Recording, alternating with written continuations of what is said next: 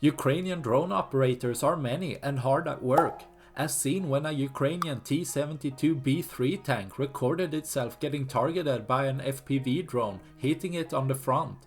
Unfortunately, the drone hit the best protected section of the tank, as explosive reactive armor and the thickest armor is located here, leaving the tank mostly unaffected. While hitting a little different could have resulted in at least an immobilized tank, as the track could have been hit, or if the drone avoided the ERA blocks, letting the warhead to penetrate.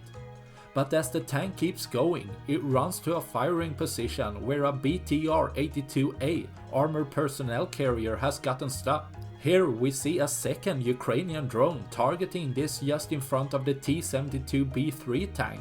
While mostly covered from the camera view, the parts flying off and the explosion created makes us sure the BTR is completely destroyed, letting Ukrainian drone operators to take out another of Russia's vehicle, leaving one less for tomorrow. That's all I had for this video. Please like and subscribe for more. Thanks for watching. Bye.